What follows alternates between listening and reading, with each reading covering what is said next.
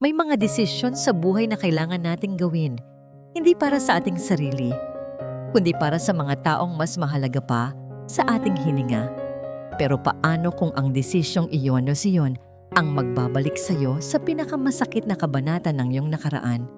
Handa na ba kayong pakinggan ang isang kwentong susubok sa tibay ng isang puso? Sabi nila, ang oras daw ang naghihilom sa lahat ng sugat. Pero paano kung ang mismong sugat na yon ay may mukha?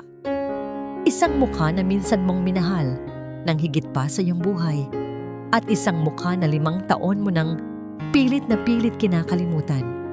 Samahan ninyo ako sa kwento ni Hiraya sa unang kabanata. Ang mukha ng nakaraan. Nanginginig ang mga kamay ni Hiraya habang hawak ang papel. Hindi ito isang ordinaryong sulat. Kulay pula ang mga salitang nakalimbag sa itaas. Final notice of eviction. Pangatlo at huling paalala. Kung hindi siya makakapagbayad ng 3 buwang upa sa loob ng 24 na oras, palalayasin sila sa maliit na apartment na tinuturing na nilang tahanan. Napapikit siya ng mariin. Ang hangin ay tila nawala sa kanyang mga baga.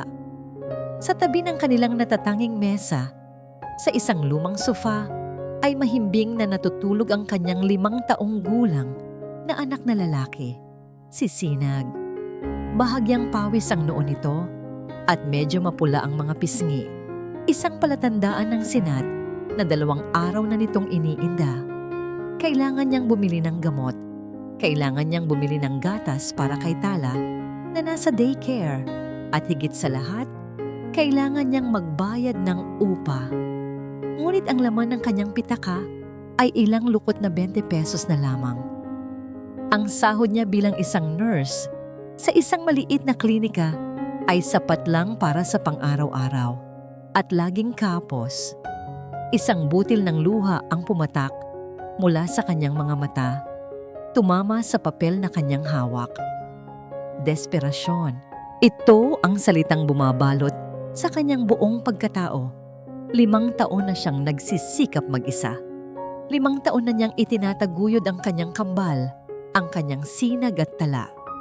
Ngunit ngayon, parang sasabog na ang kanyang dibdib sa bigat ng lahat.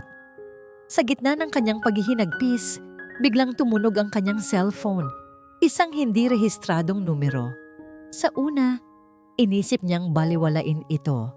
Marahil ay isa na namang naniningil ng utang. Ngunit may kung anong nag-udyok sa kanya na sagutin ito. "Hello," sagot niya. Ang boses ay bahagyang paos. "Is this Miss Hiraya Manalastas?" Tanong ng isang formal at profesional na boses ng babae sa kabilang linya. "Yes, speaking," mahinang tugon ni Hiraya. "I'm calling from St. Luke's Medical Center. Your name was recommended to us by your former head nurse. We have a high-profile client in need of a private nurse for home care. The patient has partial amnesia due to a traumatic brain injury. The job requires round-the-clock attention, but the compensation is considerable." Napakunot ang noo ni Hiraya. Gaano po kalaki? Nagkaroon ng bahagyang katahimikan. "Triple ng kasalukuyan mong sahod, Miss Manalastas, plus benefits and accommodations." Ang pasyente ay nasa Villa Esperanza. Natigilan si Hiraya. Triple ng sahod niya, akomodasyon, parang isang panaginip. Ito na ba ang sagot sa kanyang mga dalangin? Ang perang iyon ay hindi lang makakapagbayad ng kanilang upa. Mabibigyan niya ng mas magandang buhay ang kanyang mga anak. "Tinatanggap ko po," halos pabulong niyang sabi. Takot na baka magbago pa ang isip ng kausap. 1 oras lang ang lumipas. Isang itim at eleganteng sasakyan na ang sumundo sa kanya. Habang binabagtas nila ang daan patungo sa Villa Esperanza, isang kilalang subdibisyon para sa mga pinakamayayaman sa bansa, hindi mapigilan ni Hiraya ang mamangha at kabahan. Ang mga bahay ay parang mga palasyo, napapaligiran ng matataas na pader at naglalakihang mga hardin. Huminto sila sa harap ng isang dambuhalang gate na may nakaukit na letrang S. Bumukas ito ng dahan-dahan, tila isang portal patungo sa ibang mundo. Sa loob, isang mansyon na may disenyong Espanyol ang sumalubong sa kanya. Ang lawak ng hardin ay kayang lamunin ang buong kapitbahayan nila sa baryo Mahinahon. Sinalubong siya ng isang babaeng nasa mga 50 anyos, may tindig na puno ng awtoridad at mga matang mapanuri. Ito si Doña Imelda Salcedo, ang matriarka ng pamilya, gaya ng ipinakilala nito sa sarili. "You must be Hiraya," sabi nito. Ang boses ay kalmado ngunit may bigat. "Follow me. My son is waiting." Bawat hakbang ni Hiraya sa loob ng mansyon ay parang isang dagok sa kanyang dibdib. Ang sahig ay gawa sa marmol na kumikinang. Ang mga pader ay napipintahan ng mga obra maestra at ang mga chandelier ay tila mga bituin na nahulog mula sa langit. Nakarating sila sa isang malaking pinto na gawa sa nara. Dahan-dahan itong binuksan ni Doña Imelda. "Nandito na ang bago mong nurse, anak," mahinang sabi nito. Ang silid ay maluwag at puno ng liwanag mula sa isang malaking bintanang salamin na tanaw ang hardin. Sa gitna ng silid, malapit sa bintana, ay may isang lalaking nakaupo sa isang wheelchair, nakatalikod sa kanila. Malapad ang mga balikat nito, itim at makapal ang buhok. Kahit nakatalikod, may isang pamilyar na pakiramdam na gumapang sa buong katawan ni Hiraya. Isang kuryenteng halos magpatigil sa kanyang paghinga. "This is my son, Alon," pagpapatuloy ni Doña Imelda. Sa pagkarinig ng pangalang yon, naniga si Hiraya sa kanyang kinatatayuan. Hindi maaari. Dahan-dahang umikot ang wheelchair. At doon, tumigil ang mundo ni Hiraya. Ang lahat ng hangin ay tila hinigop palabas ng silid. Ang tibok ng kanyang puso ay umalingaw-ngaw sa kanyang mga tainga, kasabay ng pagbagsak ng lahat ng kanyang pag-asa. Ang lalaking nasa harapan niya, ang kanyang pasyente, ay ang lalaking minsan niyang pinangarap na makasama habang buhay. Ang lalaking nagbigay sa kanya ng kambal na liwanag ng kanyang buhay. Ang lalaking dumurog sa kanyang puso 5 taon na ang nakalipas. Alon Salcedo. Ang kanyang mga mata, ang mga matang iyon, na dati puno ng pagmamahal, tuwing tinititigan siya, ay blangko na ngayon, walang emosyon, walang pagkilala. Tumingin ito sa kanya na parang isa siyang estranghero. "Siya ba?" tanong ni Alon sa ina. Ang boses ay malamig at walang buhay. Si Doña Imelda ay tumingin kay Hiraya, na ngayon ay namumutla at hindi makapagsalita. Nakita nito ang gulat sa kanyang mga mata. "May problema ba, Hija?" Bumalik sa isipan ni Hiraya ang mukha ni Sinag na may sinat. Ang pulang sulat ng eviction notice, ang kinabukasan ng kanyang mga anak. "Kaya mo ba ang trabahong ito, Hija?" Muling tanong ni Doña Imelda. Ang boses ay may bahid na ng kawalan ng pasensya. Napalunok si Hiraya. Pinipigilan ang mga luhang nagbabadyang tumulo. Tinipon niya ang lahat ng natitirang lakas sa kanyang katawan. Tumingin siya, hindi sa babae, kundi sa lalaking nasa wheelchair. Ang multo ng kanyang masakit na nakaraan. At sa ngalan ng kinabukasan ng kanyang mga anak, isinara niya ang pinto sa kanyang puso. "Opo," sagot niya. Ang boses ay halos hindi marinig. "Kaya ko po." Ang unang umaga ni Hiraya sa Villa Esperanza ay puno ng nakabibinging katahimikan. Bawat tunog ay tila pinalalakas. Ang pagaspas ng mga dahon sa hardin, ang malayong huni ng mga ibon, at higit sa lahat, ang mabilis na kabog ng sarili niyang dibdib. Suot ang kanyang puting uniforme, pakiramdam niya ay isa siyang sundalong ipinadala sa giyera ng walang anumang armas. Ang tanging panangga niya ay ang maskara ng profesionalismo na pilit niyang isinuot sa kanyang mukha. Ang unang gawain sa araw na yon, tulungan si Alon sa kanyang physical therapy session. Nadatnan niya ito sa veranda, nakaupo sa kanyang wheelchair at nakatanaw sa malawak na hardin. Ang sikat ng araw sa umaga ay tumatama sa kanyang mukha. Ngunit ang kanyang mga mata ay nananatiling madilim, walang anumang emosyon. "Ginoong Alon, Oras na po para sa inyong therapy, sabi ni Hiraya. Pinilit niyang patatagin ang kanyang boses na halos hindi lumalabas dahil sa tila may nakabara sa kanyang lalamunan. Hindi ito lumingon.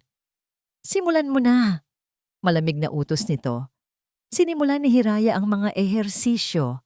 Dahan-dahan niyang inangat ang braso nito, ginagabayan ang bawat paggalaw. Ang pagdikit ng kanilang mga balat ay nagdulot ng libo-libong karayom na tumusok sa kanyang puso. Bawat paghawak ay isang alaala. Ang mga yakap nila sa ilalim ng puno ng mangga. Ang paghaplos nito sa kanyang buhok.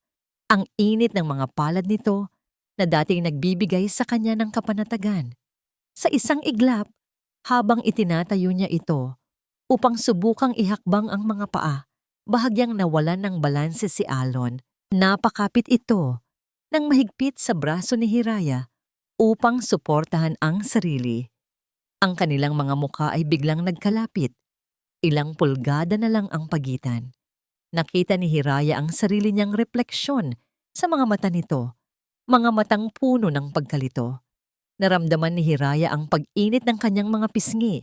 Mabilis siyang umiwas ng tingin.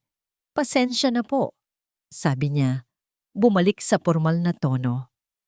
Ayos lang, sagot ni Alon, ngunit hindi nito agad binitawan ang kanyang braso.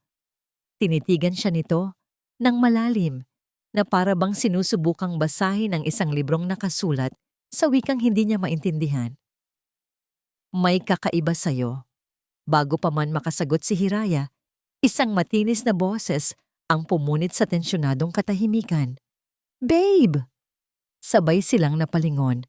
Mula sa loob ng mansyon, pumasok ang isang babae.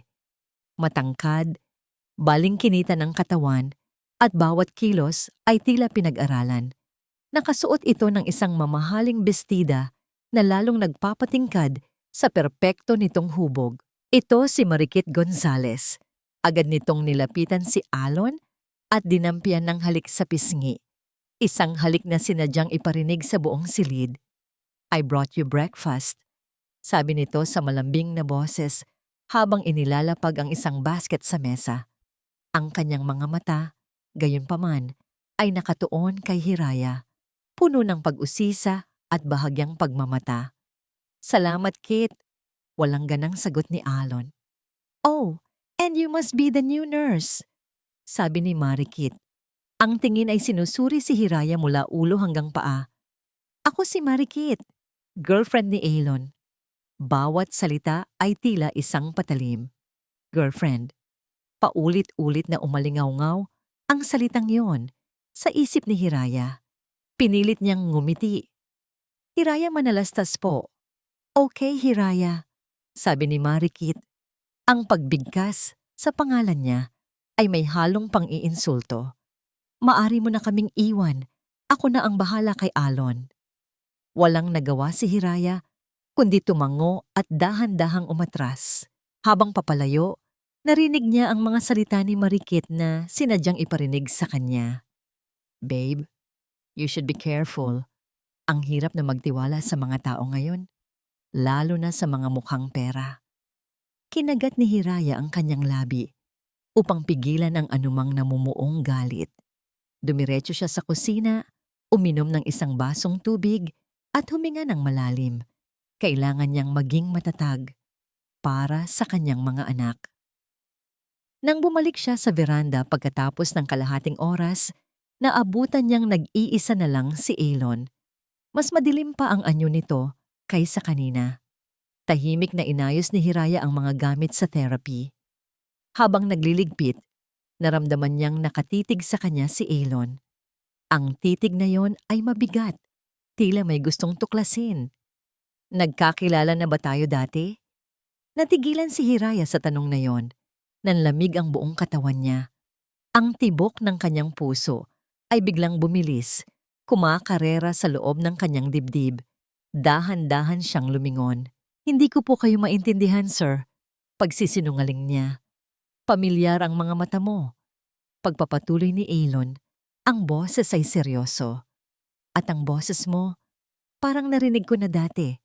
Sigurado ka bang hindi tayo nagkita kahit kailan?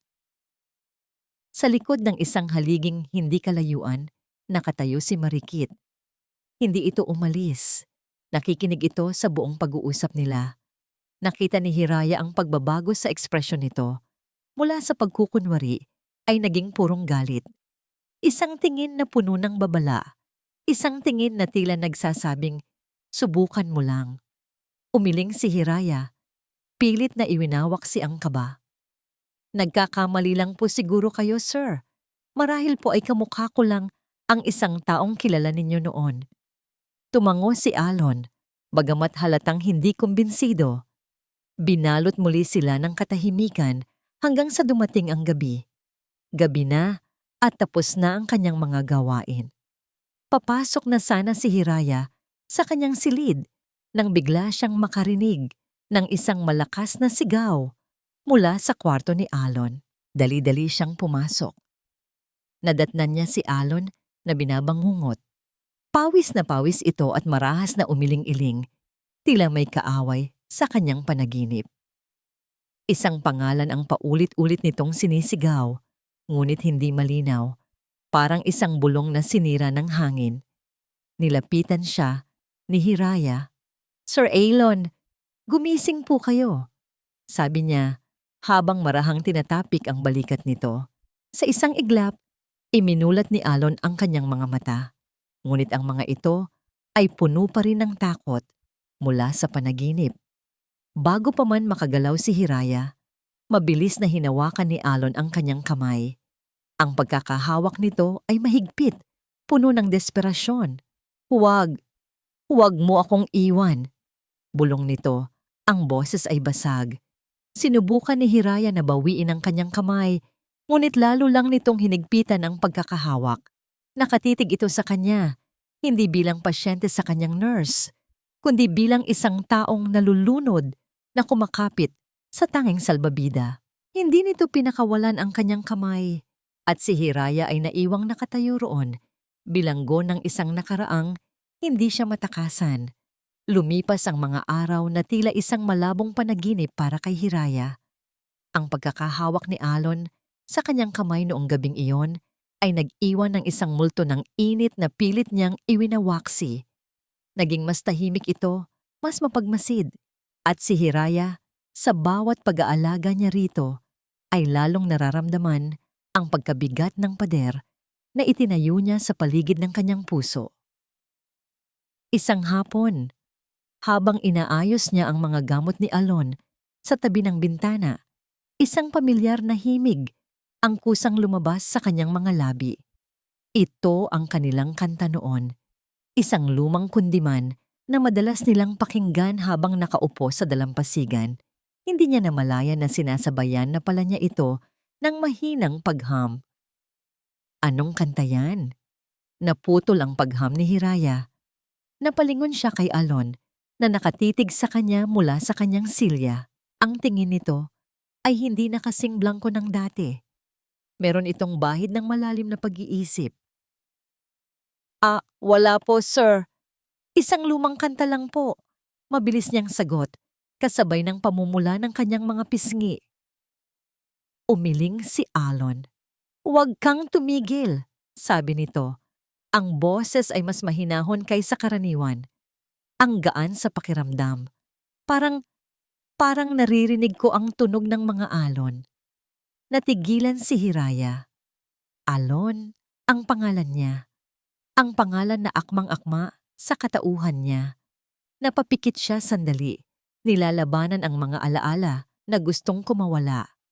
Ngumiti na lamang siya nang pilit at ipinagpatuloy ang kanyang gawain. Ngunit sa pagkakataong ito, sa isang nakabibinging katahimikan, naiwan si Alon sa hardin, mag-isa. Pinagmasdan niya ang paglubog ng araw, ang kahel na kulay na humahalik sa kalangitan. Ngunit ang isip niya ay wala roon. Nasa loob ito ng mansyon, kasama ng babaeng nag-aalaga sa kanya. Hiraya. May kakaiba sa pangalan na yon. May kakaiba sa presensya niya. May mga pagkakataong kapag nagsasalita ito, may isang imahe na biglang sumusulpot sa kanyang isip. Isang malabong anino ng isang babaeng nakangiti. Ang buhok ay nililipad ng hangin. Kapag naamoy niya ang banayad na pabango nito, may naaamoy siyang pamilyar na amoy ng mga bulaklak ng sampagita sa gabi. Napapahilamos siya sa kanyang mukha sa frustrasyon. Ang kanyang memorya ay parang isang kwartong madilim. Alam niyang may mga bagay doon, mga importanteng bagay, ngunit hindi niya mahanap ang switch ng ilaw. At si Hiraya, pakiramdam niya, hawak nito ang susi. Bakit ganoon na lamang kagaan ang pakiramdam niya kapag nariyan ito? Bakit ang simpleng himig na nagmula sa mga labi nito ay nagdulot ng kapayapaan na hindi niya naramdaman sa loob ng mahabang panahon? At bakit sa tuwing nakikita niya ang lungkot sa mga mata nito, may kung anong kumikirot sa loob ng kanyang dibdib? Isang anino, isang multo, isang pamilyar na pakiramdam. Iyon lamang ang mayroon siya. At alam niya, sa kaibuturan ng kanyang puso, na ang lahat ng yon ay konektado sa babaeng nagngangalang Hiraya. Kinabukasan ang tensyon sa loob ng Villa Esperanza ay halos mahahawakan sa sobrang kapal. Dumating na naman si Marikit at sa pagkakataong ito, dala nito ang isang pekeng ngiti na hindi man lang umabot sa kanyang mga mata. Nagpilit itong mag-almusal kasama nila ni Alon sa veranda. Hiraya, can you please pour me some coffee? Utos ni Marikit.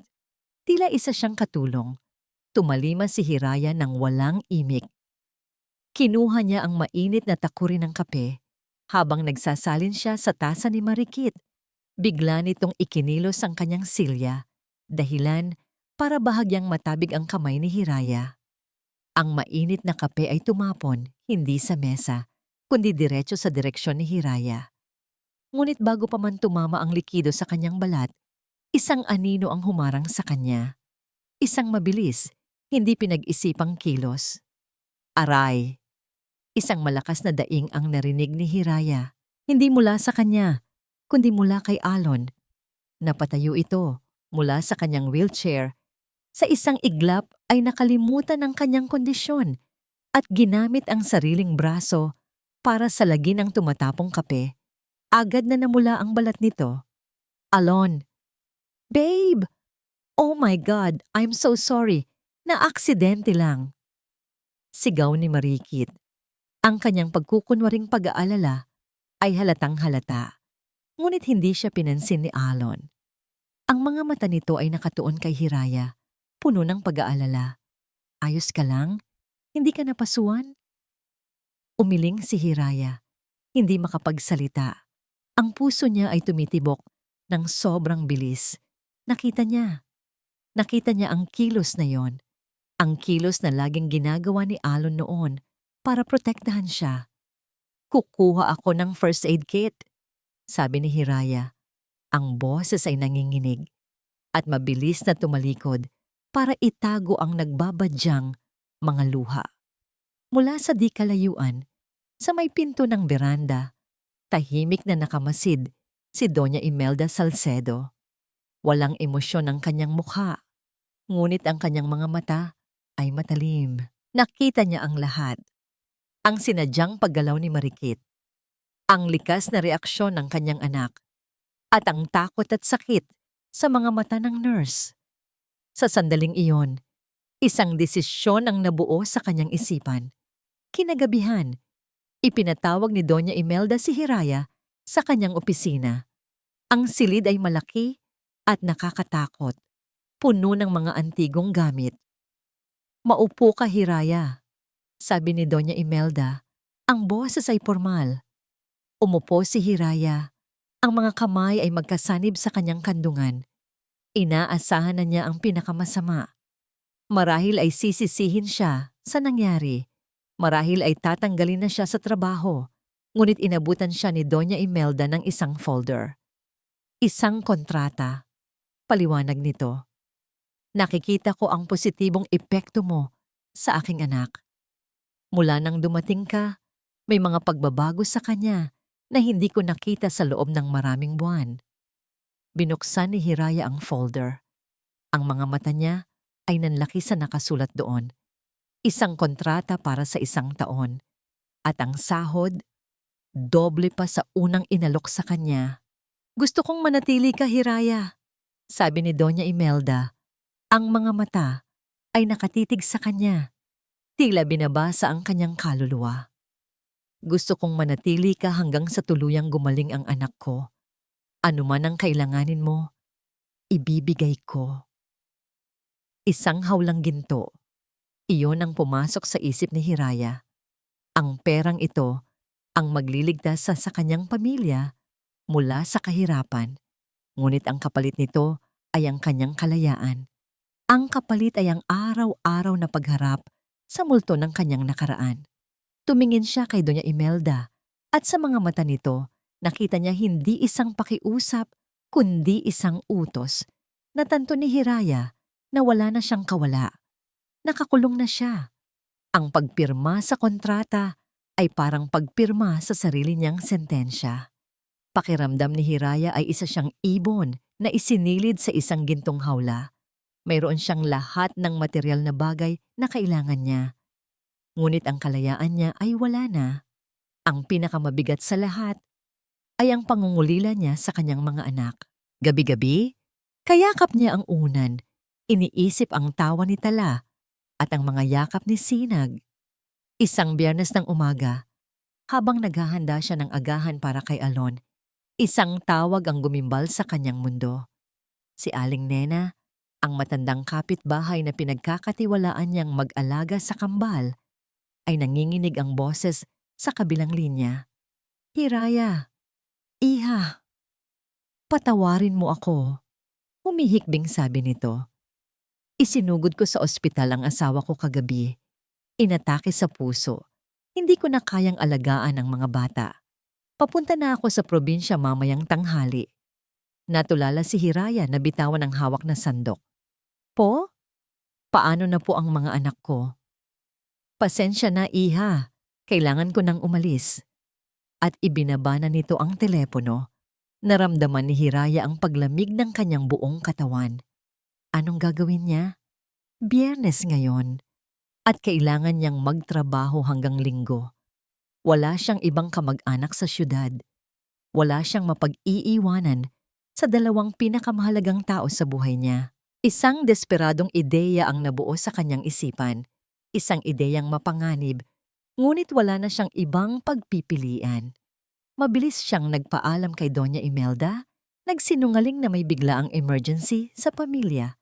Gamit ang perang paunang sahod, sumakay siya ng taxi at sinundo ang kanyang mga anak. Sa loob ng sasakyan, habang pabalik sa Villa Esperanza, kinausap niya ang kambal sa seryosong tono. Sinag, Tala, makinig kayo kay nanay, sabi niya. Hinawakan ang maliliit na kamay ng mga ito. Pupunta tayo sa trabaho ni nanay, pero kailangan nating maglaro. Ang laro ay tago-taguan. Bawal magsalita ng malakas. Bawal tumakbo sa labas ng kwarto. Bawal magpakita kahit kanino. Ang manalo, may premyong malaking ice cream. Naiintindihan ba ni nanay? Sabay na tumango ang kambal. Ang kanilang mga mata ay bilog at puno ng pag-usisa. Itinago niya ang mga bata sa silid para sa mga katulong na nakalaan para sa kanya. Isang maliit na kwarto sa likod ng mansyon na malayo sa pangunahing bahay. Dinalhan niya sila ng mga laruan, libro at pagkain. Dito lang kayo mga anak. Babalikan kayo ni nanay mamaya. Hinalikan niya sila sa noo at isinara ang pinto nang may sobrang bigat sa dibdib. Bumalik siya sa kanyang mga gawain, ngunit ang kanyang isip ay wala roon. Bawat minuto ay tila isang oras. Bawat tunog mula sa labas ay nagpapakaba sa kanya. Paano kung may makakita sa kanila? Paano kung mag-ingay sila? Hapon na, si Alon ay nagpapahinga sa hardin, nagbabasa ng libro sa ilalim ng isang malaking puno. Nagpasya si Hiraya na silipin ang mga anak. Pagbukas niya ng pinto ng silid, tanging si Sinag ang nandoon, abala sa pagguhit. Sinag, nasaan ang kapatid mo? Tanong ni Hiraya. Ang kaba ay biglang kumalat sa kanyang dibdib. Nagkibit balikat lang ang bata. May paru-paro na nanay. Hinabol niya. Parang bombang sumabog ang mga salitang yon. Mabilis na lumabas si Hiraya. Ang puso niya ay dumadagundong. Saan nagpunta si Tala? Patakbo niyang nilibot ang likod bahay, pabulong na tinatawag ang pangalan ng anak. Walang sagot. Ang takot ay unti-unting gumapang sa kanyang buong katawan. Lumapit siya sa gilid ng mansyon at doon, sa di kalayuan, sa ilalim ng puno kung nasaan si Alon, nakita niya ang isang maliit na figura na may suot na pink na bestida. Si Tala. Nakikipag-usap ito kay Alon. Napatigil sa paghinga si Hiraya.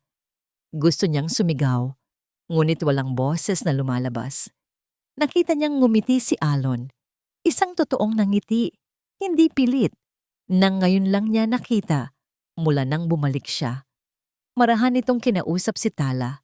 Lumapit si Sinag na sumunod pala sa kanya at nakipaglaro na rin. Narinig niya ang mahinang halakhak ni Alon habang pinagmamasdan ang dalawang bata na naghahabulan sa damuhan. Si Hiraya ay nakatayo roon, paralisado. Isang eksenang hindi niya inaasahan. Ang ama at ang kanyang mga anak magkakasama sa unang pagkakataon. May isang bahagi sa puso niya na nakaramdam ng sobrang saya, ngunit mas nangingibabaw ang takot. Tinipon niya ang kanyang lakas at dahan-dahang lumakad palapit. Tala! Sinag! Tawag niya. Sinubukang maging kalmado. Napalingon ang tatlo sa kanya. Tumakbo ang kambal at yumakap sa kanyang mga binti. Si Alon naman ay nakatingin sa kanya. Ang ngiti ay hindi pa rin nawawala sa mga labi. Mga anak mo? Tanong ni Alon. Ang boses ay puno ng sigla. Hindi mo sinabi sa akin. Ang bibo nila. Pasensya na po, sir. Nagkaroon lang po ng emergency. Nauutal na sagot ni Hiraya. Hinahaplos ang buhok ng kanyang mga anak. Ayos lang, sabi ni Alon. Tumingin ito sa mga bata nang may kakaibang kinang sa mga mata. Hindi ko alam kung bakit, pero ang gaan ng pakiramdam ko sa kanila. Sa sobrang kaba at pagmamadali, yumuko si Hiraya upang buhatin si Tala. Ngunit sa kanyang paggalaw, nadulas ang kanyang pitaka mula sa bulsa ng kanyang uniforme. Bumagsak ito sa damuhan at bumukas. Isang maliit na larawan ang lumabas mula rito. Isang kupas na litrato ng kambal noong mga sanggol pa lamang sila, magkatabing natutulog. Mabilis na yumuko si Hiraya upang kunin ito. Ngunit may isang anino na tumabon sa kanya. Well, what a lovely family picture. Isang boses na malamig at puno ng panunuya. Nag-angat ng tingin si Hiraya. Nakatayo sa harapan niya si Marikit, suot ang isang mapanuksong ngiti. At sa kamay nito, hawak ang larawan ng kanyang mga anak. Nanginginig ang kamay ni Hiraya habang pilit na inaagaw ang litrato mula kay Marikit. Akin na yan, mahinang sabi niya. Ang boses ay halos hindi marinig. Ngumisi lang si Marikit at itinaas ang litrato, malayo sa abot ni Hiraya. Relax, sabi nito sa tonong ng aasar. Ang cute naman ng mga baby mo. Kambal ba sila? Kamukha mo. Tumingin ito kay Alon na nakamasid lang sa kanila, halatang nalilito sa tensyon sa pagitan ng dalawang babae. Alon babe, tingnan mo, ang ganda ng mga anak ng nurse mo, sabi ni Marikit. Inilalapit ang litrato kay Alon. Ngunit bago pa man ito makita ng malinaw ni Alon, mabilis na hinablot ni Hiraya ang litrato. Niyakap niya ito sa kanyang dibdib, na para bang ito ang pinakamahalagang bagay sa mundo. Kailangan na naming pumasok sa loob, sabi niya. Hindi tumitingin kahit kanino. Hinawakan niya ang kamay ng kambal at mabilis silang hinila palayo sa hardin. Palayo sa mapanuring tingin ni Alon. At higit sa lahat, palayo sa mapanganib ng ngiti ni Marikit. Habang naglalakad sila pabalik sa silid, narinig pa niya ang huling sinabi ni Marikit, isang patutsada na binitiwan sa hangin. Nakakapagtaka lang, no? Bigla na lang may sumusulpot na single mother na may 2 anak sa pamamahay na ito.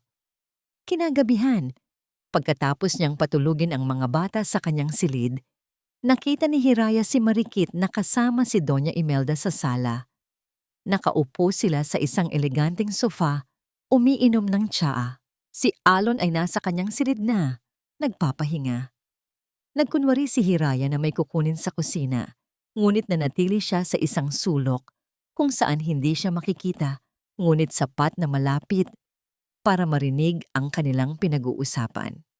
Tita, alam ko po na masaya kayo sa pagbabago ni Alon. Narinig niyang sabi ni Marikit. Ang boses ay puno ng pagkukunwaring pag-aalala. At nakikita ko naman na magaling mag-alaga si Hiraya. Ang pagbigkas nito sa pangalan niya ay puno ng pag-aatubili. She is competent. Maikling sagot ni Doña Imelda. Opo, pero hindi po ba kayo nagtataka? Pagpapatuloy ni Marikit. I mean, she's a single mother. Mag-isa niyang itinataguyod ang 2 anak. Siguradong gipit na gipit siya sa pera. Hindi umimik si Doña Imelda, ngunit naramdaman ni Hiraya ang pagbabago sa hangin. At ngayon, dinala niya ang mga anak niya rito, bulong ni Marikit, na para bang isang malaking sekreto. Tita, I'm just concerned for Alon's welfare. He's vulnerable right now. Madali siyang maawa. Paano kung ginagamit lang siya ng babaeng yon? Paano kung plano niya ang lahat? Ang paglapit sa pamilya natin, gamit ang mga anak niya. Ipinakita ni Marikit ang larawan na kinuhanan niya ng litrato gamit ang kanyang telepono kanina. Tingnan ninyo, tita, wala man lang larawan ng ama. Isang mahabang katahimikan ang namayani. Bawat segundo ay parang isang paghampas sa puso ni Hiraya. Marikit, I appreciate your concern. Sa wakas ay sabi ni Doña Imelda, ang boses ay walang emosyon. Ako na ang bahala rito. Naiwan si Doña Imelda sa sala, mag-isa. Matagal niyang tinitigan ang tasa ng tsaa sa kanyang harapan. Ang mga salita ni Marikit ay parang lason na unti-unting kumakalat sa kanyang isipan. Sa isang banda, hindi niya maikakaila ang malaking pagbabago sa kanyang anak. Mula nang dumating si Hiraya, unti-unting bumabalik ang sigla ni Alon. Nakikita niya itong ngumingiti, isang bagay na akala niya ay hindi na niya muling makikita. At kanina sa hardin, habang kalaro ni Alon ang mga anak ni Hiraya, nakita niya ang isang kislap sa mga mata nito, isang kislap ng purong kaligayahan, ngunit sa kabilang banda, ang pamilya Salcedo ay palaging target ng mga mapagsamantala. Buong buhay niya, sinanay niya ang sarili na maging mapanuri, na mag-ingat sa mga taong lumalapit dahil sa kanilang yaman. Ang mga sinabi ni Marikit ay tumama sa kanyang pinakamalaking takot. Isang babaeng bigla na lang sumulpot, isang ina na walang asawa, 2 anak na walang ama, at isang anak na mayaman ngunit mahina ang isipan. Ang mga piyesa ay masyadong akma sa isang perpektong bitag. Kinuha niya ang kanyang telepono at tinawagan ang kanyang pinagkakatiwalaang assistant. Nestor, sabi niya ng may awtoridad. May ipapagawa ako sa iyo. Discreetly, kailangan kong malaman ang lahat tungkol sa isang babae Hiraya Manalastas mula sa baryo Mahinahon. Alamin mo ang buong pagkatao niya. Sino siya? Ano ang nakaraan niya? At higit sa lahat, sino ang ama ng kanyang mga anak? Sa sumunod na araw, naramdaman agad ni Hiraya ang pagbabago. Ang dating formal ngunit magalang na pakikitungo ni Doña Imelda ay napalitan ng isang nanunuot na lamig. Ang mga good morning niya ay sinasagot na lang ng isang tipid na tango. Ang mga tanong nito tungkol sa kalagayan ni Alon ay naging mas maikli at mas direkta, at ang mga mata nito, palagi na siyang tinititigan ni Doña Imelda. Isang tingin na puno ng pagsusuri, na para bang isa siyang insektong inilagay sa ilalim ng mikroskopyo. Nararamdaman ni Hiraya ang bigat ng bawat titig, ang hinala sa likod ng bawat salita. Pakiramdam niya ay anumang oras ay huhusgahan siya at ang kanyang pinakatatagong sikreto ay mabubunyag. Isang gabi, pagkatapos niyang ihatid si Alon sa silid nito, hinarang siya ni Doña Imelda sa pasilyo. "Hiraya," sabi nito, ang boses ay malamig at formal. "Sumunod ka sa akin sa opisina. May kailangan tayong pag-usapan." Ang bawat hakbang patungo sa opisina ay parang isang martsa patungo sa bitayan.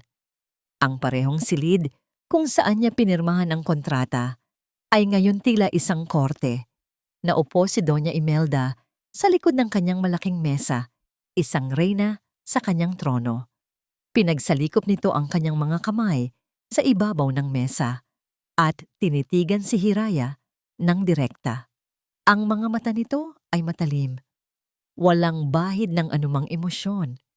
"Nasisiyahan ako sa serbisyo mo, Hiraya," panimula nito. Ngunit may ilang bagay na bumabagabag sa aking isipan. Hindi nagsalita si Hiraya. Hinintay niya ang parating na bagyo. "Ang mga anak mo?" Pagpapatuloy ni Doña Imelda, ang boses ay bumaba, naging mas seryoso. "Wala kang nabanggit tungkol sa kanila noong tinanggap mo ang trabahong ito." "Hindi po ninyo naitanong," mahinang sagot ni Hiraya. Isang tipid ng ngiti ang sumilay sa labi ni Doña Imelda. Isang nangiting hindi umabot sa kanyang mga mata. "Kung ganoon, hayaan mo akong magtanong ngayon." Huminga ito ng malalim at ang kanyang mga mata ay tila tumagos sa kaluluwa ni Hiraya. Ang kanyang susunod na tanong ay binitiwan na parang isang sentensya. Direkta at walang paligoy-ligoy. "Sino ang ama ng mga anak mo, Hiraya?" Sa loob ng opisina, ang tanong ni Doña Imelda ay nanatiling nakabitin sa hangin, mabigat at mapanganib. "Sino ang ama ng mga anak mo, Hiraya?" Naramdaman ni Hiraya na ang kanyang lalamunan ay nanuyo. Ang puso niya ay kumakabog ng sobrang bilis na halos masira ang kanyang dibdib. Anong sasabihin niya? Ang katotohanan? Ang katotohanang wawasak sa lahat ng pinaghirapan niya? Isang lalaki po mula sa nakaraan," sagot niya. Ang boses ay nanginginig. "Wala na po siya sa buhay namin. Matagal na." Tinitigan siya ni Doña Imelda. Sinusuri ang bawat paggalaw ng kanyang mukha, bawat pag-iwas ng tingin. "Wala na. Ibig sabihin, patay na siya?" "Wala na po. Sa amin." Pag-iwas ni Hiraya. "Iniwan niya kami bago pa man ipanganak ang kambal." Isang iresponsableng lalaki, komento ni Doña Imelda, may halong pagkadismaya sa tono. "Kung ganoon, bakit nandito ang mga bata? Bakit itinago mo sila sa amin?"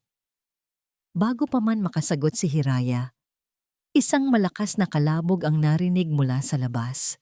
Isang tunog na hindi dapat marinig sa tahimik na mansyon ng mga Salcedo. Blag!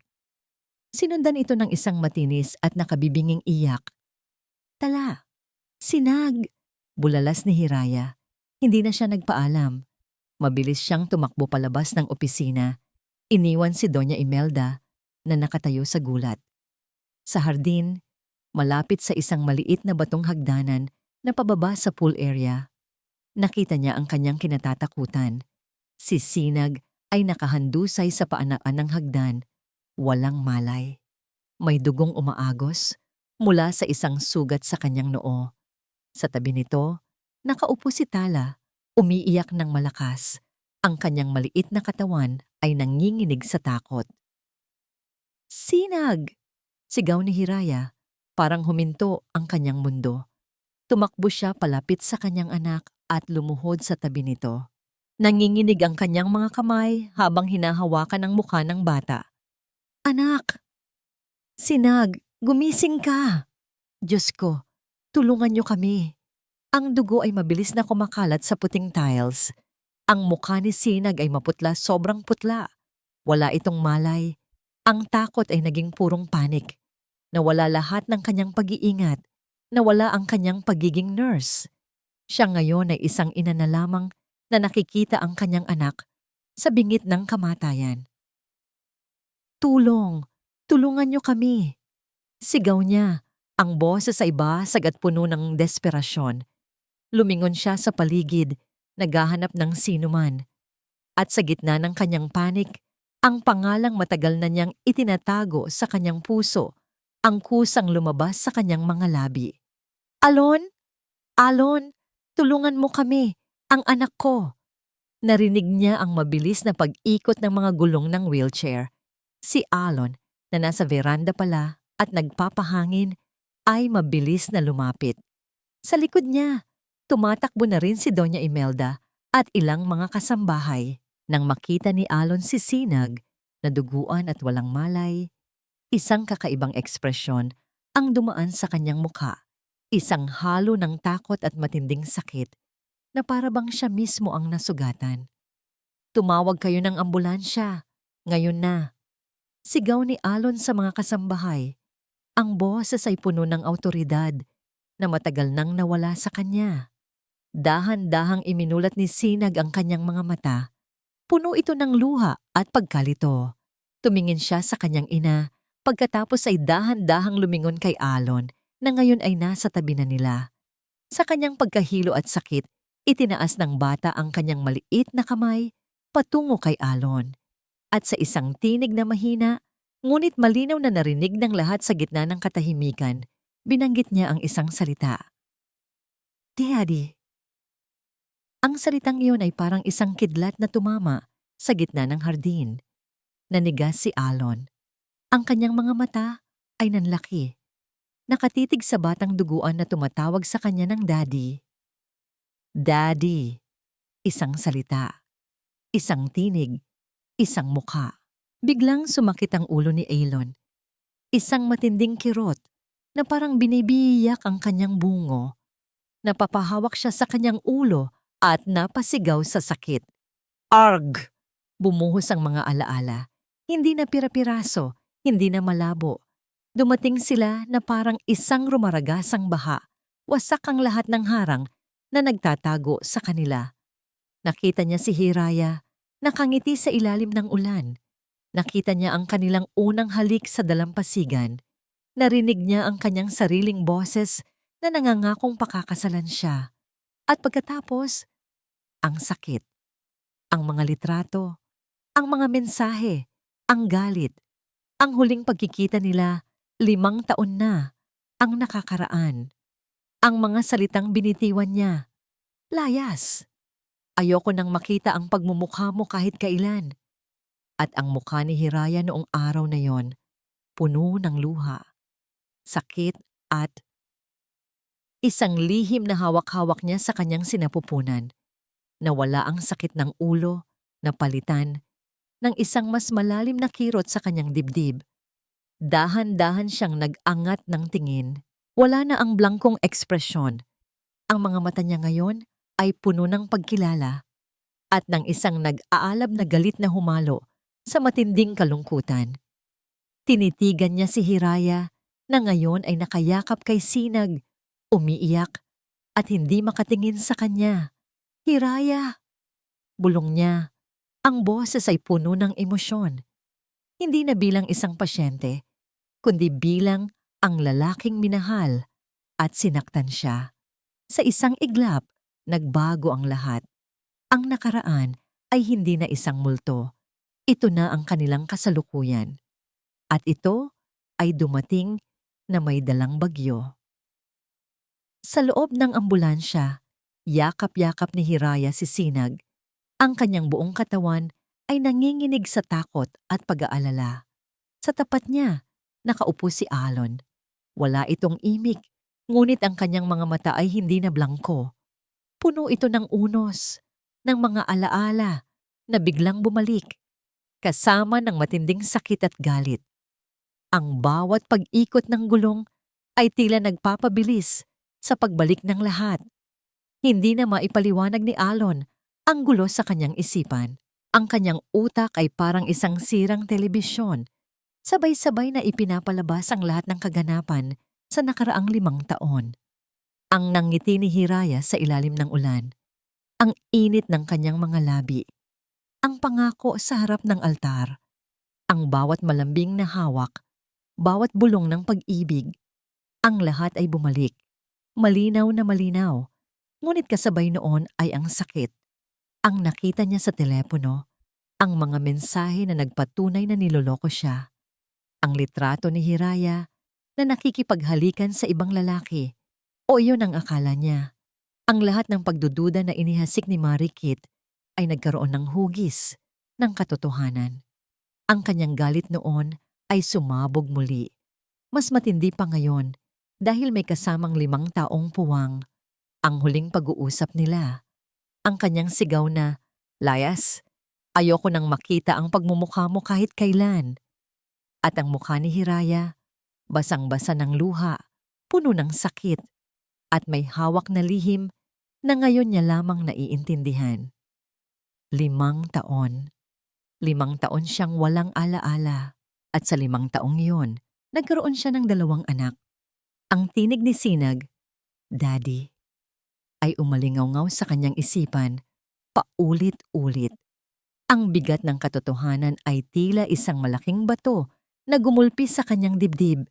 Pagsisisi, galit, kawalan ng pag-asa. Lahat ay naghalo-halo, bumubuo ng isang nakakapanlumong pakiramdam. Sa emergency room, ang bawat segundo ay tila walang katapusan. Sa wakas, lumabas ang doktor, ang kanyang mukha ay seryoso. "Miss Manalastas, stable na po si Sinag. Mayroon siyang minor concussion at isang malalim na hiwa sa noo. Kakailanganin po niya ng operasyon para linisin ang sugat. Hindi po siya dapat magalaw sa loob ng ilang araw." Napaluwag ang hininga ni Hiraya, ngunit hindi pa rin niya lubos na maramdaman ang ginhawa. Ang kanyang tingin ay napunta kay Alon, na ngayon ay tahimik na nakaupo sa isang upuan sa pasilyo.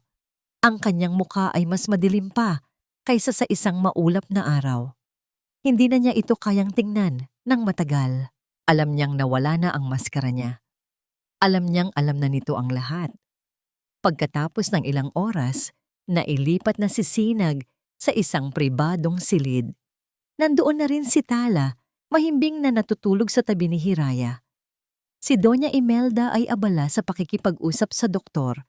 Naiwan si Hiraya at Alon sa isang sulok ng silid, malayo sa higaan ni Sinag, ngunit sapat na malapit para marinig ang kanilang mga salita.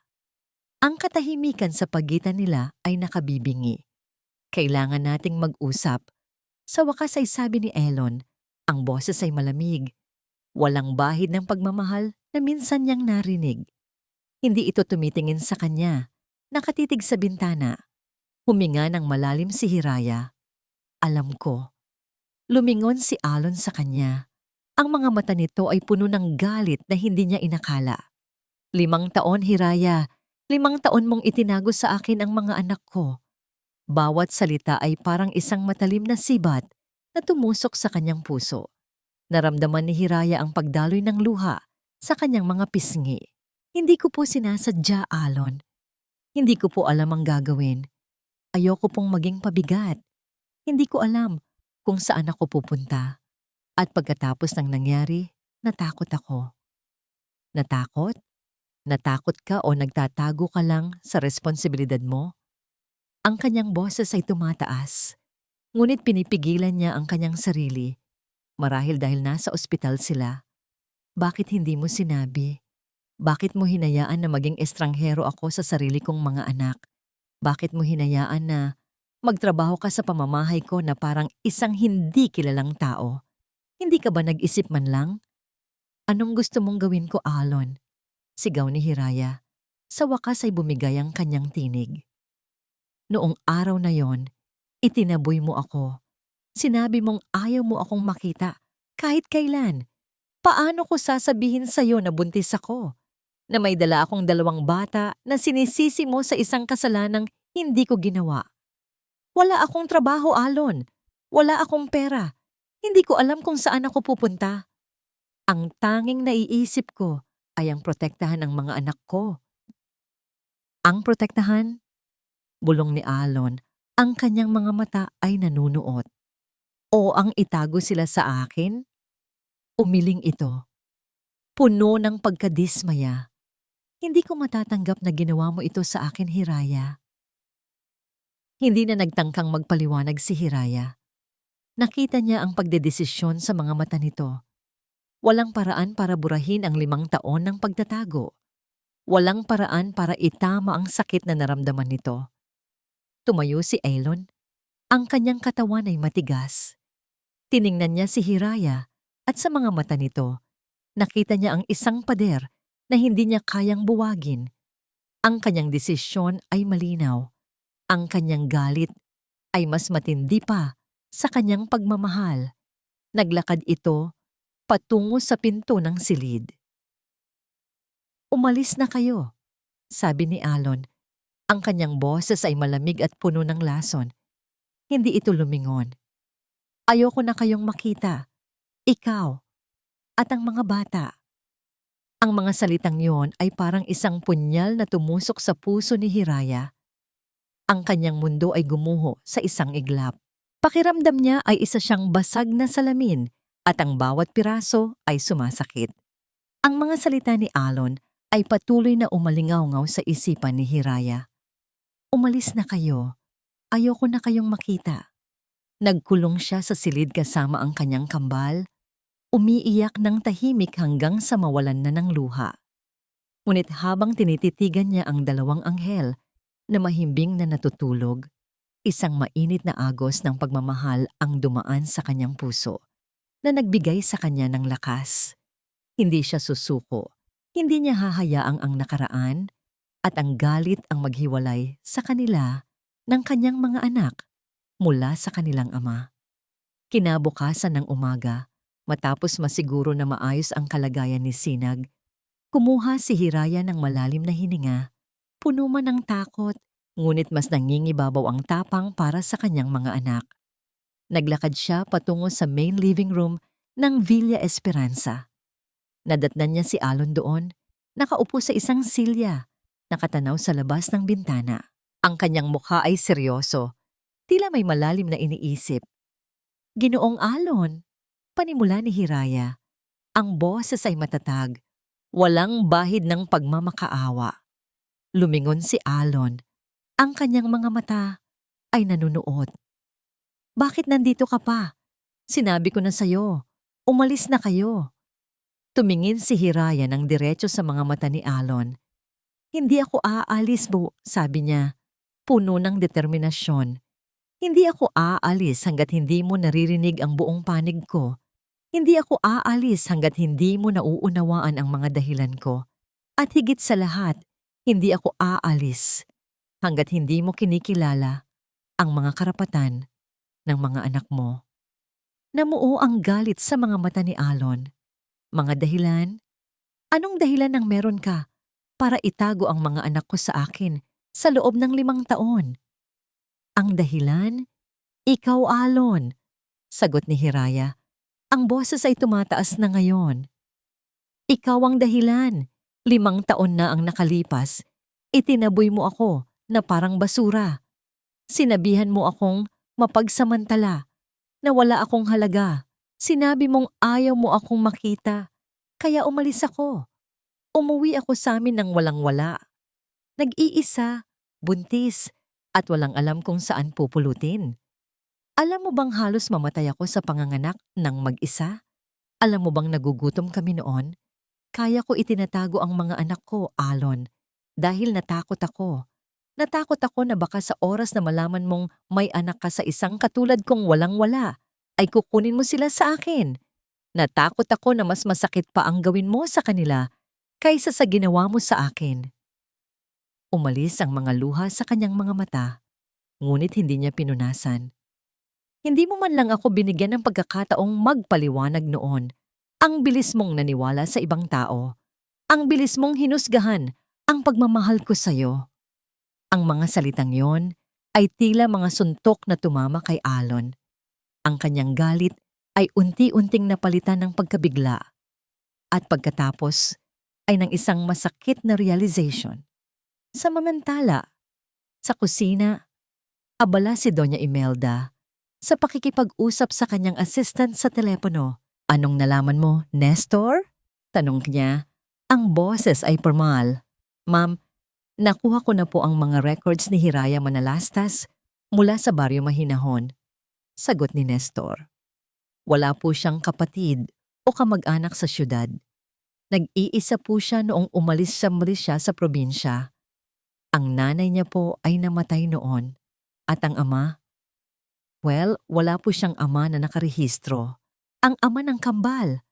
Wala po sa birth certificate. Pero may isa pa po akong nahanap, ma'am. Patuloy ni Nestor. Ang kanyang boses ay naging mas seryoso. Isang lumang email account ni Sir Alon. Nahack po ito noong 5 taon na ang nakakaraan. May mga ipinadalang pekeng mensahe at litrato noon mula sa isang email address na ginawa lang para sa layuning iyon. Mga mensahe tungkol sa pagtataksil ni Miss Hiraya. At ang ipinadalang larawan, isang larawan na may Photoshop na nagpapakita na parang nakikipaghalikan si Mr. Hiraya sa ibang lalaki. Ang sender ng mga yon ay nakakonekta sa isang IP address na ginamit ng isang Marikit Gonzales. Nanigas si Doña Imelda. Ang kanyang mga mata ay nanlaki. Ang mga salita ni Marikit, ang kanyang pagiging mapanlinlang, ang pag-aalala nito, ang pagdududa na inihasik nito, lahat ay nagkaroon ng koneksyon. Marikit, bulong niya, puno ng galit. Hindi na nagtagal. Lumabas si Marikit mula sa isang silid, mukhang bagong gising, at papunta sa kusina. Nakita nito si Doña Imelda at ngumiti ng mapanukso. "Good morning, tita," sabi nito, puno ng kasinungalingan. Nag-aalmusal na po ba si Alon? Hindi pa po kasi ako nakakakain. Ngunit hindi siya pinansin ni Doña Imelda. Tinitigan nito si Marikit at sa mga mata nito, nakita ni Marikit ang isang bagay na hindi pa nito nakikita noon. Purong galit at pagkabigo. "Marikit," malamig na sabi ni Doña Imelda, "sumunod ka sa akin sa sala. May kailangan tayong pag-usapan." Sa sala, habang patuloy na nagpapaliwanag si Hiraya, bumabalik ang lahat sa isipan ni Alon. Ang kanyang ulo ay hindi na sumasakit. Ang lahat ay naging malinaw. Ang kanyang pagiging mapagmatsyag noon ay nawala dahil sa kanyang pagiging madaling maniwala. Ang kanyang pagmamataas ay nagdulot ng kanyang pagkabulag. Hinukay niya ang kanyang isipan. Sinusubukang alalahanin ang bawat detalye. Ang laptop niya. Ang lumang laptop. Mayroon siyang backup file ng lahat ng kanyang email noong panahong yon. Kung sakali, habang nagsasalita si Hiraya tungkol sa kanyang mga pinagdaanan, isang ideya ang mabilis na gumuhit sa isipan ni Alon. Tumayo siya, nagmamadali. Hindi na niya pinansin ang pagkagulat ni Hiraya. Dumiretso siya sa kanyang lumang opisina, isang kwarto na hindi pa niya binibisita simula nang bumalik siya sa mansyon. Nagmamadali siyang hinanap ang kanyang lumang laptop. Nang makita niya ito, agad niya itong binuksan. Matagal ang pag-boot. Bawat segundo ay parang isang oras. Nang sa wakas ay bumukas ito, agad niyang hinanap ang kanyang email archives. At doon, nakita niya ang mga pekeng email, ang mga pekeng mensahe, ang pekeng litrato, at ang IP address ng nagpadala. Marikit Gonzales. Napakuyom ang kanyang mga kamao. Ang galit na naramdaman niya noon kay Hiraya ay biglang lumipat kay Marikit. Ang lahat ng pagdududa, ang lahat ng sakit, ang 5 taong nawala. Lahat ay dahil sa kasinungalingan ng babaeng yon. Habang nakatitig sa screen ng laptop, narinig niya ang boses ng kanyang ina na tumatawag kay Marikit. Dali-daling sinara ni Alon ang laptop. Ang kanyang mukha ay matigas. Lumabas siya mula sa opisina. Ang kanyang mga hakbang ay mabigat. Puno ng determinasyon. Naglakad siya patungo sa living room. Nadatnan niya si Doña Imelda at Marikit doon. Si Marikit ay may pilit na ngiti sa labi. Tila nagtatangkang ipaliwanag ang isang bagay kay Doña Imelda. Nang makita ni Marikit si Alon, bahagya itong natigilan. Ngunit agad itong nagkunwari. "Babe, nandito ka na pala," sabi nito. Sinusubukang lumapit at hawakan siya. Ngunit inilayo ni Alon ang kanyang sarili. Tumingin siya kay Marikit. Ang kanyang mga mata ay puno ng isang lamig na mas matindi pa sa yelo. At sa isang boses na puno ng pagkamuhi at pagdedesisyon, binitiwan niya ang mga salita. Game over, Marikit. Ang mga salitang yun ni Alon. Game over, Marikit. Ay umalingaw-ngaw sa buong living room ng Villa Esperanza. Ang nangiti sa labi ni Marikit ay unti-unting nawala. Napalitan ng isang maputlang mukha at ng lalaking mga mata. Alam nitong nabisto na siya. Anong ibig mong sabihin, Alon? Pilit nitong tanong. Ang boses ay nanginginig. Huwag ka nang magkunwari, Marikit. Malamig na sabi ni Alon. Inihagis ang kanyang lumang laptop sa mesa sa harap nito. Bumukas ang screen at malinaw na nakikita ang mga peking email at ang IP address na nagpapakitang siya ang may pakana. Alam ko na ang lahat. Alam ko ang ginawa mo kay Hiraya. Ang mga kasinungalingan mo, ang panloloko mo sa aming lahat. Si Doña Imelda, na tahimik na nakamasid, ay lumapit at tiningnan ang screen ng laptop. Ang galit ay biglang sumilay sa kanyang mga mata. Ikaw? Bulong niya. Tumitingin kay Marikit na para bang isa itong insektong karapat dapat durugin. Ito ang pasasalamat mo sa lahat ng kabutihan namin sa'yo? Ang sirain ang buhay ng anak ko? Ang sisirain ang pangalan ng pamilya namin? Nagsimulang magpalusot si Marikit. Ang kanyang boses ay pilit at garalgal. Hindi, tita. Hindi po ako. May nag-frame up lang po sa akin, si Hiraya. Tigil! Sigaw ni Alon. Wala nang sinungalingan, Marikit. Nakita ko ang lahat. Ang mga ebidensya ay malinaw. Hindi ko matanggap ang ginawa mo. Tuluyan nang gumuho ang pagkunwari ni Marikit. Ang kanyang mukha ay namutla sa galit at kahihiyan. Kahit anong gawin niyo, hindi na kayo magiging masaya, Alon. Walang mangyayari sa pag-ibig ninyo ni Hiraya. Hindi ka na niya mapagkakatiwalaan. Pagkatapos, tumakbo ito palabas ng mansyon. Umiiyak at sumisigaw. Iniwan ang tatlo sa isang nakabibinging katahimikan. Bumalik sa katahimikan ang living room, ngunit ang katahimikan na yon ay hindi payapa. Ito ay puno ng mga salita, ng mga emosyon na kailangan nilang harapin. Tumingin si Alon sa kanyang ina. Ang mukha ni Doña Imelda ay puno ng pagsisisi at kalungkutan. Patawarin mo ako, anak, sabi nito. Ang boses ay basag. Nabulag ako. Hindi ko nakita ang tunay na kulay ni Marikit at pinayagan kitang masaktan ng ganito. Patawarin mo ako. Lumapit si Alon sa kanyang ina at niyakap ito ng mahigpit. Ayos lang po, inay. Hindi niyo po kasalanan. Ngunit ang mga salitang iyon ay hindi para sa kanyang ina. Ito ay para sa kanyang sarili. Ang kanyang pagiging bulag. Ang kanyang pagiging madaling maniwala. Iyon ang kanyang pinagsisisihan. Pagkatapos, ang tingin niya ay napunta kay Hiraya, na nakatayo pa rin sa di kalayuan. Ang kanyang mukha ay basang-basa ng luha. Ang galit na naramdaman niya kanina ay unti-unting nawala. Napalitan ng isang matinding pagsisisi. Nakita niya ang sakit sa mga mata nito. Ang sakit na siya ang nagdulot. Dahan-dahang lumapit si Alon kay Hiraya. Sa bawat hakbang, bumabalik sa kanyang isipan ang kanyang mga salita sa ospital. Umalis na kayo. Ayoko na kayong makita. Ikaw at ang mga bata. Napaluhod siya sa harap ni Hiraya, hindi para manawagan ng pag-ibig, kundi para humingi ng kapatawaran. Hiraya, sabi niya. Ang kanyang boses ay basag, puno ng sakit. Patawarin mo ako. Patawarin mo ako sa lahat ng sakit na dinulot ko sa'yo, sa lahat ng taon na nawala sa atin, sa pagtataboy ko sa'yo, sa pagdududa ko sa'yo, sa pagiging bulag ko, at higit sa lahat, sa pagiging cruel ko nung nasa ospital tayo. Nag-angat siya ng tingin kay Hiraya. Ang mga mata ay puno ng luha.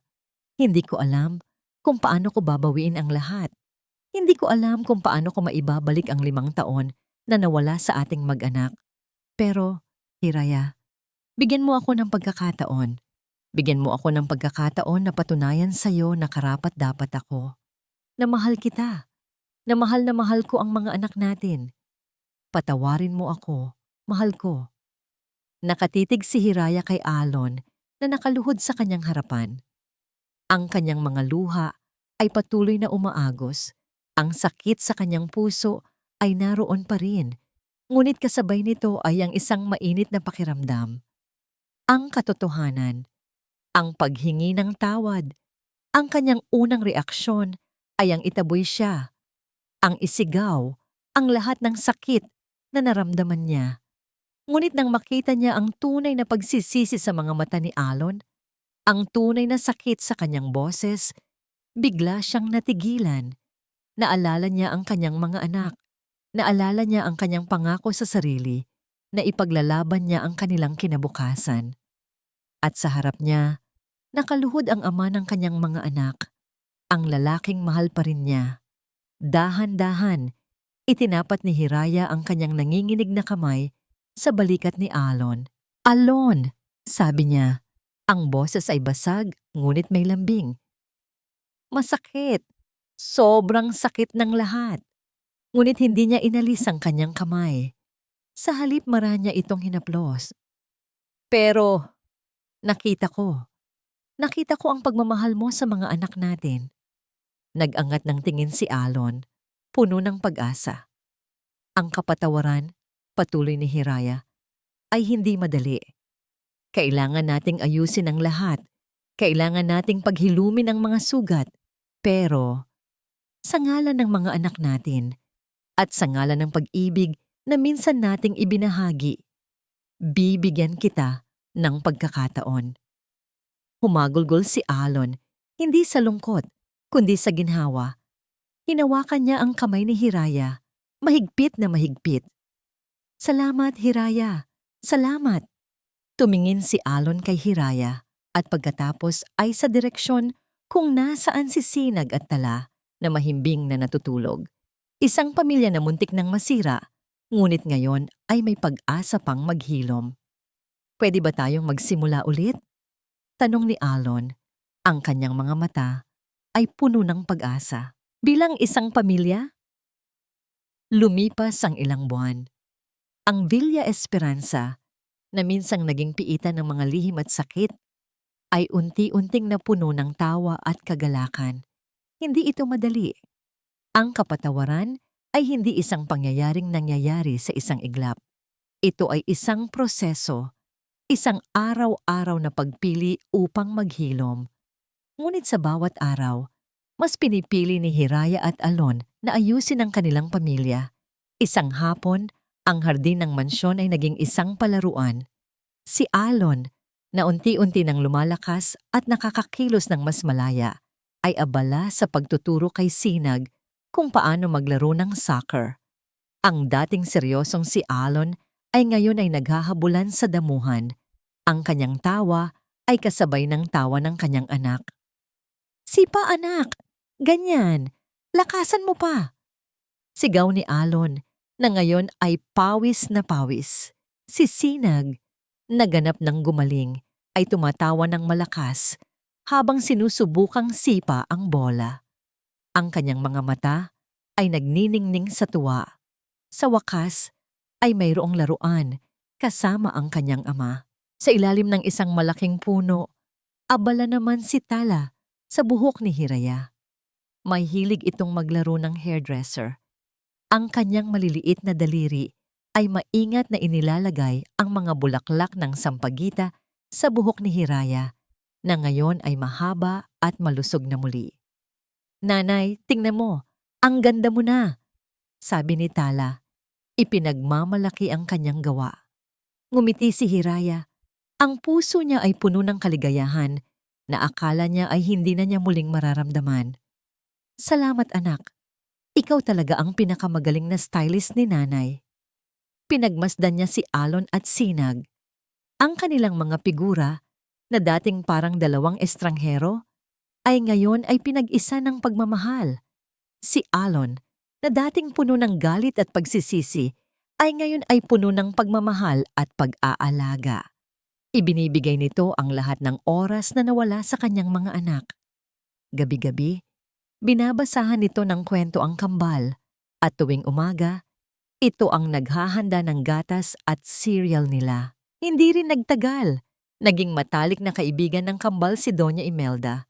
Ang dating istriktong matriarka ay ngayon ay isang mapagmahal na lola.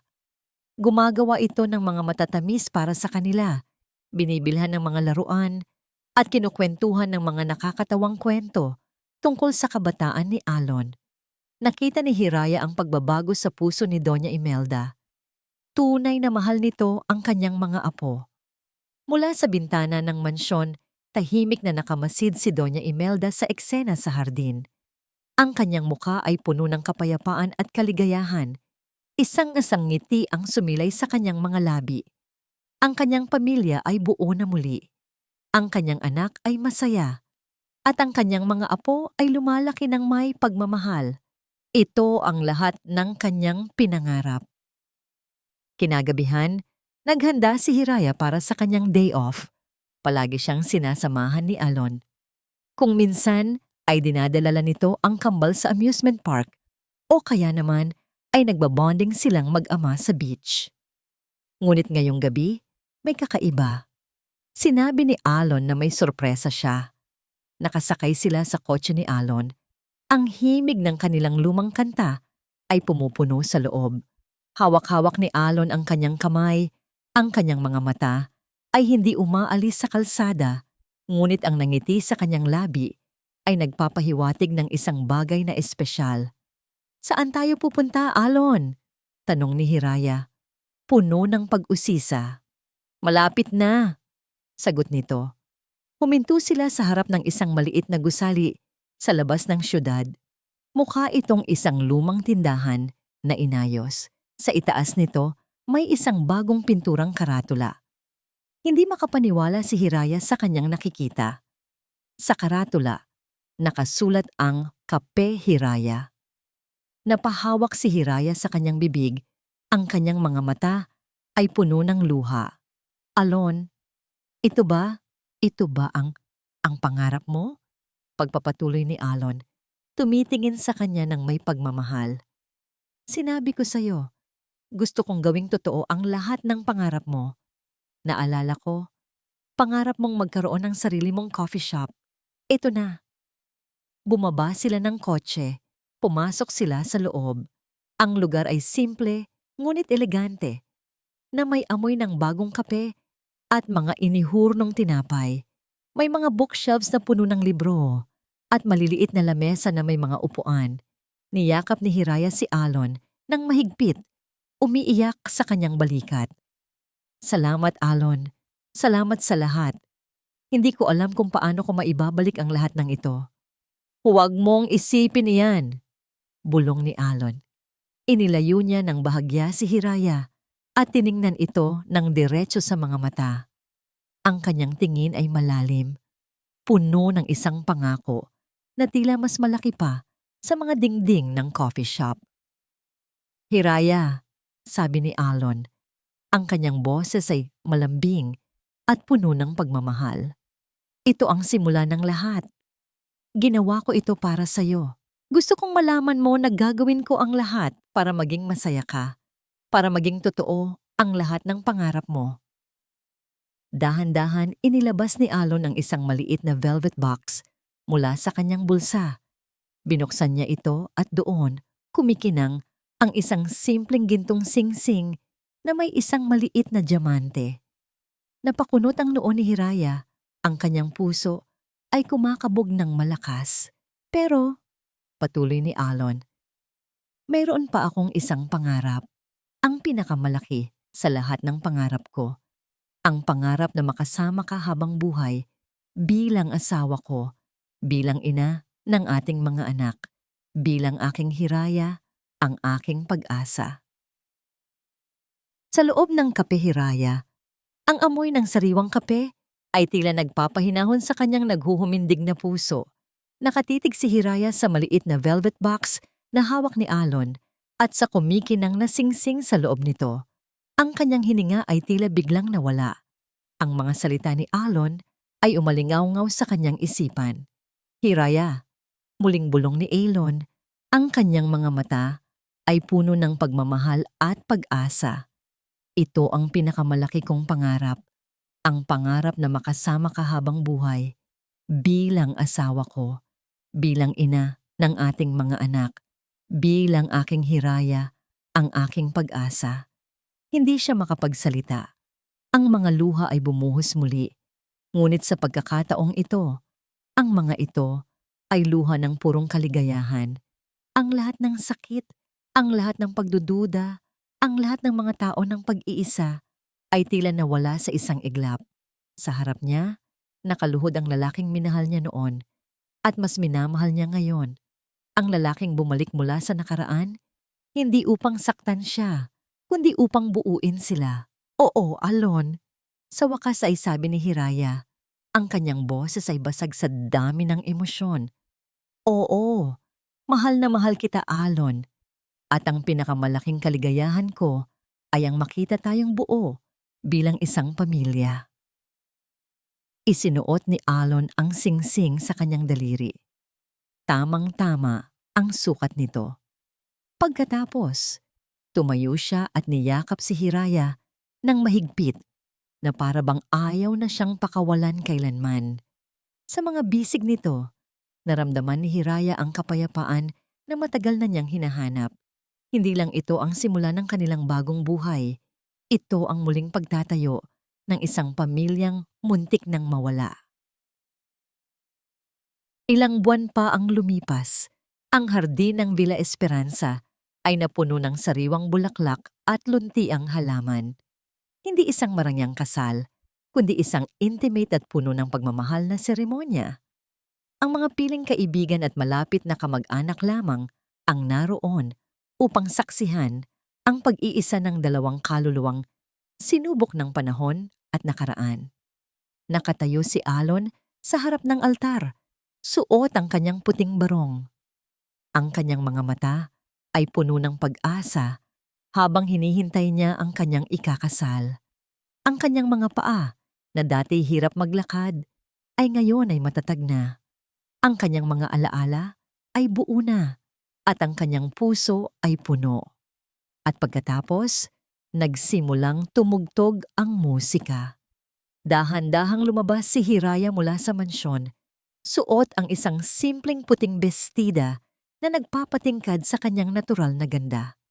Ang kanyang buhok ay nakatirintas, pinalamutian ng mga sariwang bulaklak. Sa kanyang mga kamay, hawak niya ang isang buke ng puting rosas. Sa kanyang tagiliran, hindi isang abi, kundi ang kanyang dalawang anghel. Sina Sinag at Tala. Nakasuot ng maliliit na barong at puting damit. Abala sila sa paglalakad sa aisle, bit-bit ang maliliit na unan na may nakalagay na singsing. Nang makita ni Alon si Hiraya, napapalapit, kasama ang kanilang mga anak. Naramdaman niya ang pagdaloy ng luha sa kanyang mga mata. Hindi na siya nag-alinlangan. Ito ang kanyang Hiraya. Ito ang kanyang pangarap na natupad. Naglakad si Hiraya sa altar. Ang kanyang mga mata ay nakatuon lamang kay Alon. Ang kanyang puso ay umaapaw sa pagmamahal. Sa wakas, narating niya ang kanyang patutunguhan. Sa harap ng pastor, nagpalitan sila ng sumpaan. Mga salita ng pagmamahal, pagtitiwala, at pangako. Ang bawat salita ay may bigat dahil alam nila ang halaga nito. Hindi lang ito pangako ng pag-ibig, kundi pangako ng kapatawaran at paghilom. Hiraya, mahal ko, sabi ni Alon habang isinusuot ang singsing sa daliri ni Hiraya. Aking Hiraya, aking pag-asa. Ipinapangako ko na mamahalin kita hanggang sa huling hininga ko. Ipinapangako ko na aalagaan ko kayong mag-iina. Ipinapangako ko na hindi na tayo maghihiwalay pa. Nabubuuin natin ang pamilya natin sa pagmamahal, pagtitiwala, at kapatawaran. Ikaw ang sagot sa lahat ng dasal ko. Ikaw ang aking hinaharap. Alon, mahal ko, Sagot ni Hiraya habang isinusuot din ang singsing sa daliri ni Alon. Mahal na mahal kita. Ikaw ang aking himala. Ipinapangako ko na magiging tapat ako sa iyo, sa ating pamilya at sa ating mga anak. Ang kaligayahan ko ay ang makita tayong magkasama, buo at puno ng pagmamahal. Dahil sa iyo, nahanap ko ang aking tunay na pangarap. Salamat sa pangalawang pagkakataon. Mahal ko. Nang ideklara silang mag-asawa, isang malakas na palakpakan ang pumuno sa hardin. Agad na lumapit ang kambal, si Sinag at Tala ay tumakbo at niyakap si Alon at Hiraya. Mami! Daddy! Sabay nilang sigaw, puno ng saya. Inihihiga ni Alon ang kambal sa kanyang mga bisig at niyakap din sila ni Hiraya. Sa sandaling yon, ang larawan ng isang pamilyang buo, puno ng pagmamahal, ay nabuo sa ilalim ng asul na kalangitan. Nang lumubog ang araw, nakaupo si Alon at Hiraya sa isang bench sa hardin. Hawak-hawak nila ang kanilang mga kamay, nakatanaw sa kanilang mga anak na naghahabulan sa ilalim ng mga ilaw na nakasabit sa mga puno. Ang simoy ng hangin ay banayad, nagdadala ng amoy ng mga bulaklak at ng bagong simula. Salamat sa lahat, Alon, bulong ni Hiraya. Salamat din, Hiraya, sagot ni Alon. Salamat sa tapang mo, sa pagbibigay mo sa akin ng pangalawang pagkakataon, at sa pagbibigay mo sa akin ng dalawang pinakamagandang regalo sa buhay ko. Hinalikan ni Alon ang noo ni Hiraya. Tiningnan nila ang kanilang mga anak. Sila ang bunga ng kanilang pag-ibig, ang patunay ng kapatawaran, at ang pangako ng isang mas magandang bukas. Isang pamilya na minsan ay nawasak, ngunit muling binuo ng pag-ibig na naghilom sa lahat ng sugat.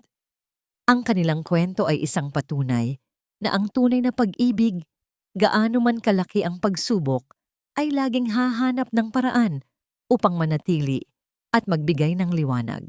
Sa kwento ni Alon at Hiraya, natutunan natin na ang pag-ibig ay hindi lamang tungkol sa matatamis na simula, kundi sa tibay ng pusong humarap sa matinding pagsubok. Ang tunay na pag-ibig ay may kakayahang magpatawad, maghilom ng sugat, at magbigay ng pangalawang pagkakataon. Ito ay nangangailangan ng tapang upang harapin ang katotohanan at ng buong pusong pag-unawa na ang pamilya ay itinayo sa tiwala, respeto at walang katapusang pagmamahal. Walang sikreto ang hindi nabubunyag at walang sugat ang hindi naghihilom sa tamang panahon at may tamang pagmamahal. Maraming salamat po sa inyong pakikinig sa kwento ni Alon at Hiraya, isang paglalakbay na puno ng pag-ibig, sakit at pag-asa. Sana ay naantig nito ang inyong mga puso at nag-iwan ng isang aral na mananatili sa inyong isipan. Anong bahagi po ng kwento ang pinakanagustuhan ninyo at anong uri ng kwento pa po ang gusto ninyong marinig sa susunod? Ibahagi po ang inyong mga iniisip at damdamin sa comment section sa ibaba. Hindi dito nagtatapos ang ating paglalakbay. Marami pa pong kwentong kasing ganda at mas puno ng aral dito sa aming channel. Kung nagustuhan nyo ang kwentong ito, i-like, i-share sa pamilya at mga kaibigan, at mag-subscribe na rin para lagi kayong updated sa mga susunod pa naming kwento. I-click nyo ang notification bell para kayo ang unang makarinig kapag may bago kaming upload. Pagpalain po kayo ng Panginoon, kayo at ang inyong buong pamilya. Hanggang sa muli.